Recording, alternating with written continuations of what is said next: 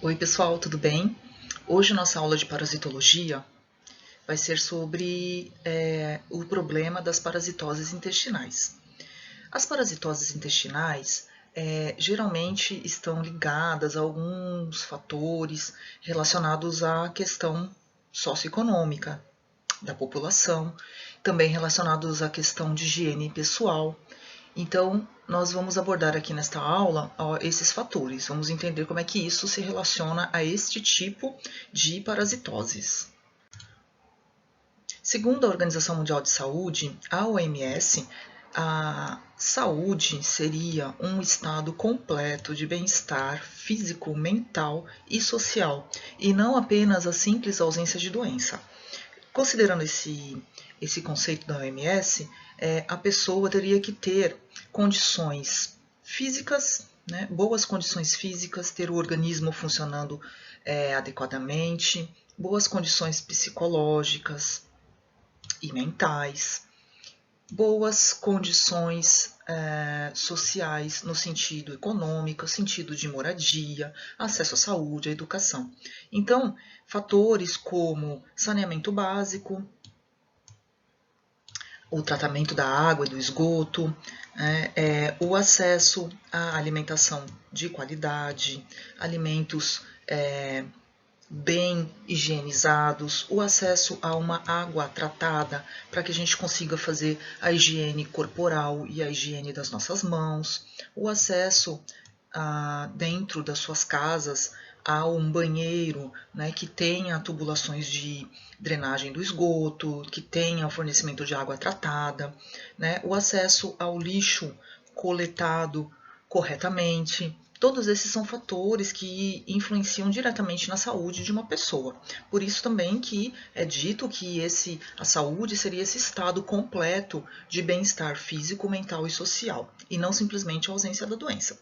Como que isso vai se relacionar a certas características de doenças? Então, existem algumas doenças que são até denominadas doenças sociais. São aquelas problemas de saúde que estão ligados a essas questões que nós já comentamos. A miséria e a fome. Então, uma pessoa que ela não tem uma situação econômica razoável, né, não terá acesso a uma boa alimentação. A pessoa também muitas vezes tem uma falta de acesso à educação, então ela desconhece que certas condições vai provocar doenças na família dela, nela, né, condições sanitárias, de higiene. Então, né, a educação ambiental, a educação sanitária seria um ponto importante. A falta de acesso aos serviços de saúde.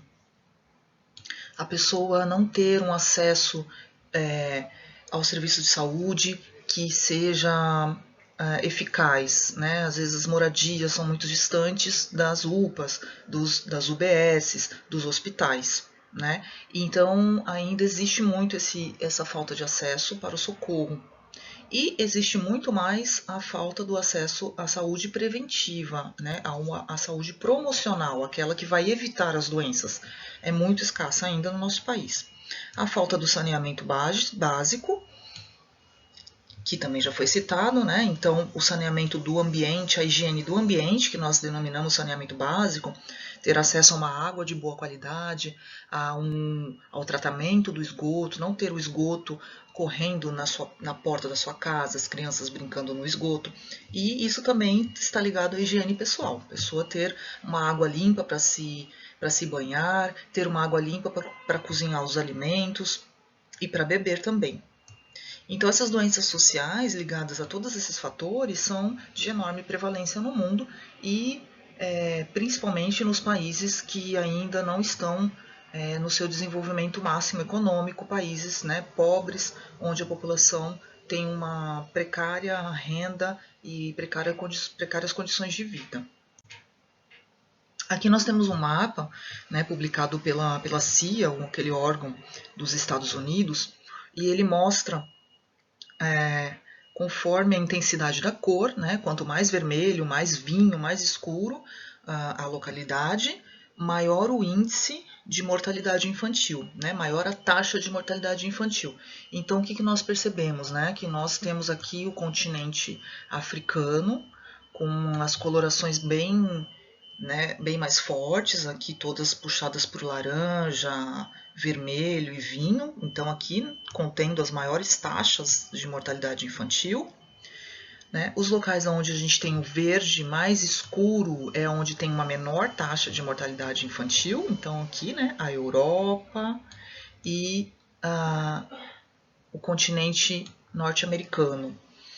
E aqui nós temos ainda a faixa do laranja, onde nós temos também diversos exemplos na Ásia e continente africano, né, uma parte aqui da América do Sul também. O que seria relacionado a essa mortalidade infantil? Principalmente com complicações no parto, infecções, né, infecções neonatais. Né? O que é uma infecção? Uma infecção é uma patologia, um problema na saúde devido à penetração e instalação de um micro-organismo. Então, seriam doenças causadas por micro-organismos. Olha lá, o terceiro problema, diarreia, né? Doenças intestinais, gastrointestinais. Depois a malária, sarampo e desnutrição, então o problema da alimentação precária. Quando nós falamos de ocorrências de doenças em certos locais, em um determinado período do tempo, nós podemos falar também, lembrar que existem 3 conceitos dentro do campo de estudo da ocorrência de doenças, né, que é a epidemiologia. Então, nós temos o que a gente chama de pandemia, né, que todo mundo aprendeu, infelizmente aprendemos na prática o que era uma pandemia, né, quando a epidemia se representa resultados gigantescos no mundo. Então, é quando a gente tem uma epidemia alastrada por diversos países. A epidemia seria algo um pouco mais restrito, né? A epidemia estaria restritos aí a estados, a algum país. E o que seria uma epidemia? Quando a manifestação de uma doença ultrapassa os números previstos pelo sistema de saúde, né? Então, quando eu tenho picos de uma doença, eu posso dizer que eu tive epidemias ou surtos epidêmicos. E nós temos aquelas doenças que são chamadas endêmicas, né? Então, as endemias são aquelas doenças que ocorrem constantemente em número elevado numa determinada região. Como, por exemplo, nós temos a malária ocorrendo de forma endêmica na região amazônica. Aqui eu coloquei o print de 3 noticiários relacionados ao assunto que nós estamos abordando hoje. Então, aqui, epidemia de diarreia atinge 700 pessoas no Oeste Paulista. Né? Então, aqui foi no caso de uma epidemia de diarreia. No caso aqui era uma diarreia viral, né? Um rotavírus infectou 400 bebês de até 2 anos. Então, problemas relacionados à diarreia, mortalidade infantil. Epidemia de diarreia mata 51 pessoas em Alagoas, né? Então, aqui outro exemplo de outro surto epidêmico diarreico. 5 milhões de crianças ameaçadas por epidemias no Iêmen, alerta a Unicef. Então, aqui também está falando desse país africano, né, o Iêmen, onde as condições de vida são precárias e que as crianças correm um alto risco de mortalidade neste país, devido aos fatores que elencamos. Desnutrição, mau atendimento no sistema de saúde ou inexistência de um sistema de saúde, ambiente precário, né, falta de saneamento básico, falta de educação em saúde. Quais são as principais vias de transmissão dessas doenças intestinais, dessas parasitoses intestinais, né, que afetam bastante as crianças? Principalmente alimentos contaminados, né, ou a água contaminada. Então, se nós tivermos um protozoário causando a diarreia, o protozoário ele pode estar presente no alimento contaminado ou na água que a gente vai beber. Se for um verme, né, os ovos desse verme podem estar presentes nos alimentos contaminados, mal lavados e na água também que a gente vai beber se ela estiver contaminada e não estiver tratada. Também temos o mecanismo mão-boca fecal-oral. Né? Então, a falta de higiene após sair do banheiro, né? Quando você vai realizar as necessidades fisiológicas, você tem que lavar a mão. É o mínimo que se pretende, né? O mínimo que se tem que ter de consciência, né? Ao lavar as mãos, você vai estar evitando esse tipo de contágio aqui, né? O mecanismo mão-boca, tá? Então, fezes contendo ovos de parasitas podem ir, né, para a boca das pessoas através desse mecanismo da mão suja, da mão não higienizada corretamente. Um contato direto de pessoa para pessoa, né? E até mesmo quando a gente varre a casa, né? Se tiver ovos de parasitas naquela poeira, ao varrer a casa, a gente levanta essa poeira e a gente pode estar entrando em contato com esses parasitas. Então, essas são as principais vias de transmissão. Quais seriam as profilaxias para essas parasitoses, né? A forma de transmissão, as formas de transmissão são aquelas que a gente viu no slide anterior. Então, para isso, se a gente sabe como se transmite uma determinada doença, a gente já consegue pensar em como que a gente consegue prevenir, né? Qual a profilaxia para ela. Então, a profilaxia são meios de impedir o aparecimento e a proliferação de uma doença. Como que a gente evita essas verminoses, essas diarreias, essas parasitoses intestinais? Né? Então, aqui no quadrinho do MEC mostra: beba somente água fervida ou tratada. Quando a gente não tem acesso a uma água tratada, a gente deve fervê-la. Lave cuidadosamente os alimentos, as frutas, as verduras, né? Coma apenas carne bem passada, né? Então a gente sabe também que a carne crua pode levar aí parasitas. Andar sempre calçado, né? Tem vermes que penetram pelos nossos pés, mesmo sem os pés estarem machucados, eles penetram na pele íntegra, como o ancilostoma. 5. Lave sempre as mãos antes das refeições e após usar o sanitário. Conserve as unhas cortadas e limpas. Mantenha as instalações sanitárias em boas condições de higiene. E seguir corretamente os conselhos, né? Seguir os nossos aprendizados, quando a gente escuta, quando a gente vê informações, né? Que seria a educação em saúde, educação sanitária, nós nos atentarmos a essas informações e também transmitir para as outras pessoas, né? Os ensinamentos aí corretos. Com relação aos parasitas, né, o que a gente chama de parasita, aquele ser que vai se aproveitar de outro para sobreviver, nós podemos estar falando de protozoários, tá, ou de animais.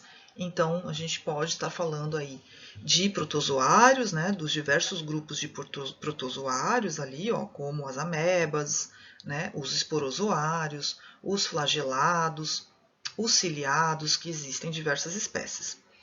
Mas também nós podemos estar falando dos vermes, né? Então, dentro do grupo dos vermes também a gente tem aí os parasitas intestinais, tá? Então, nós vamos ter aí os plateumintos e os nemateumintos, né? Os vermes cilíndricos e os vermes achatados. Aqui, para finalizar, nós colocamos um quadro com as principais parasitoses intestinais, tá? Mais frequentes na infância.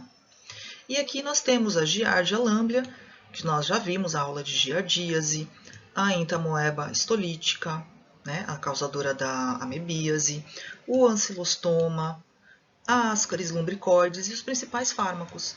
Então nós temos aqui, né, usualmente, a aplicação aí de determinados fármacos que são antiparasitários, tá? Os principais são albendazol, mebendazol, metronidazol. Então, vocês podem perceber aqui que eles se repetem, tá? Como tratamentos para as parasitoses.